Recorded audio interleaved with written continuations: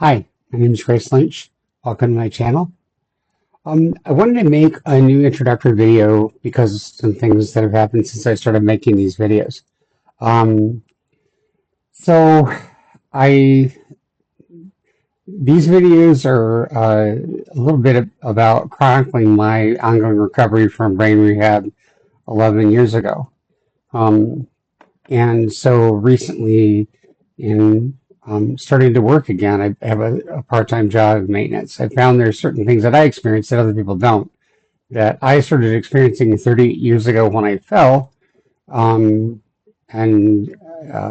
didn't think they were unusual because nobody had told me at the time that I had a brain injury or global aphasia or autism or synesthesia or any of these things.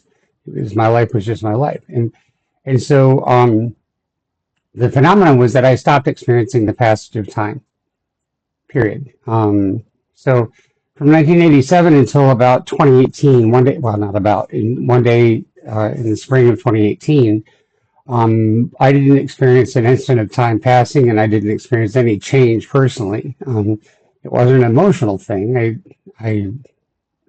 Nothing, the world changed around me, but I didn't experience I didn't experience myself being in a different situation, in terms of, I don't know how to say it.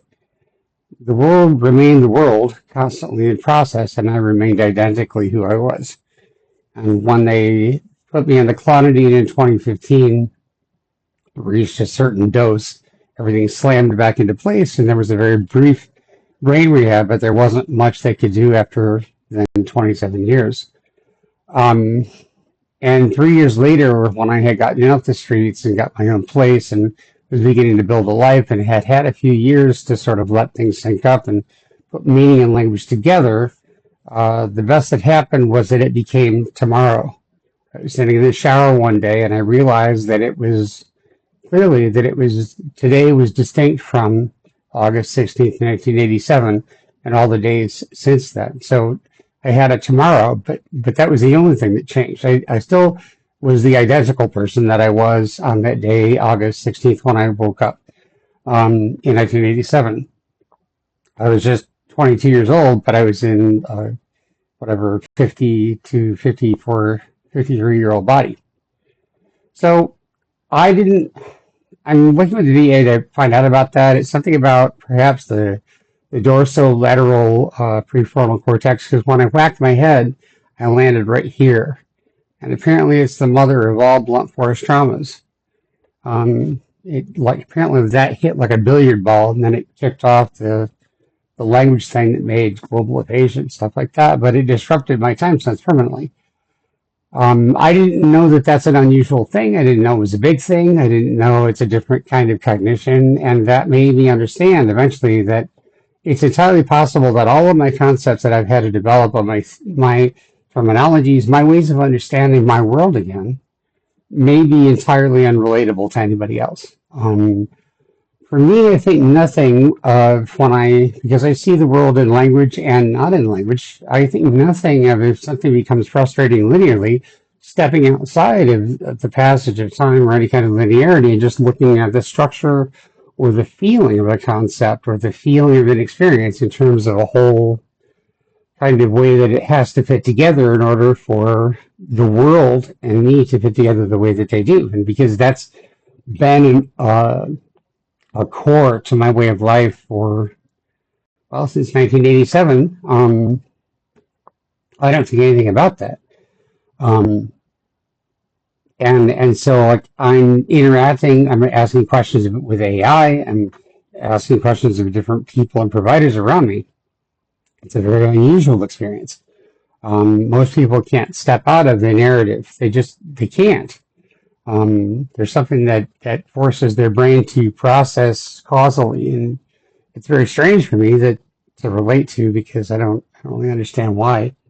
It's not laziness on their part. It's not unwillingness. It's literally like a structural thing, apparently. So that means like restructuring what I consider these videos for. I'm trying to chronicle the ideas that I had to struggle with in the past 38 years, and especially the 27 years between when I fell and hit my head and when I had the clonidine, and everything synced back up. Because when I experienced global aphasia inside synesthetic autism, the world continued to have meaning even though it didn't have language. And those two began evolving independently of each other. They were connected, they were related. I figured out how I had to relate them because I had to connect what I was experiencing and putting together in terms of my meaning, which didn't involve language. It's like a kind of music. And language, the way that the world needed it in order to interact with that world. But because my brain lost the scaffolding of how those two fit together and nobody helped me put them back, I never did relearn that. I sort of cobble things together now in language by sort of muscle memory. The best analogy, I hate when my glasses are crooked, is that when I went through brain rehab, I've been classically trained to the piano since the age of 3. I was one of those, they call them prodigies. And so I was very, very good. Well, when my language center was shattered at 22, I could never play my notes again. I couldn't read the dots and sticks anymore.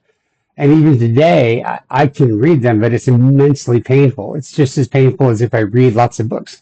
I keep these because they make me feel like, I don't know, like familiar. But I can't really read more than a few pages of any of these books behind me. And I haven't in 38 years. It's a little weird to have 3 bachelor's degrees and be sort of functionally illiterate. But in any case, that's how I do all of language. I remembered sort of the feeling of how language was supposed to be together, but I don't really interact with a lot of people. I can't do process language like with people. More than one person at a time is immensely painful. And if somebody talks to me and says too many sentences in a row, it's like this collision in my brain. And it feels like being crushed, drowned, buried, and burned alive all at the same time. It's terrifying beyond anything I know how to express. So I just can't bear it.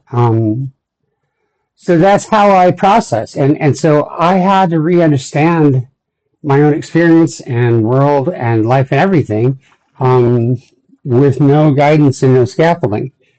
And so as words came back, I didn't know what they went to or where they belonged or why they belonged to it. And I lived in this state where essentially the things that had always mattered to me continued to matter. I continued to love mathematics, computers, music, language, imagination, story, all of these things, poetry. But I had lost what connected the meaning with the language. And so as words came back, I played with them, but in terms of not really understanding what they were or where they went, but trying to feeling my way along. And as the years went by, and especially when they took me off all the sedation, after they figured out I don't have a mental illness, which took a long time, then especially with the clonidine, I was able to sync back up in a way that I had never been able to. And as I slowly became able to interact with the world again, I began putting together my own. I had to find my own understandings for what language and meaning were, what they meant, how they related to each other, and how to return to the world and connect with a world that treats language and meaning as if they're fused, when I consider them completely independent. And what it's like to have an experience of self that is where my relationship with myself, my relationship with the world, I don't experience them in parallel. I experience them orthogonally. And it's taken many years to be able to be in this state and be stable. I've been sober for a long time. The steps have helped me in my own sort of conceptualizations of them. But I continue not to experience time passing and a lot of other things that are kind of strange. To look at the world both with and without language together and have them both be meaningful and related but not fused, I guess, is a pretty unusual thing. So I don't know the degree to which any of my concepts will be relatable or helpful, but I consider this more now as a sort of field guide. If anybody else sort of relates to any parts of these, maybe they will find help from some of the tools that I made.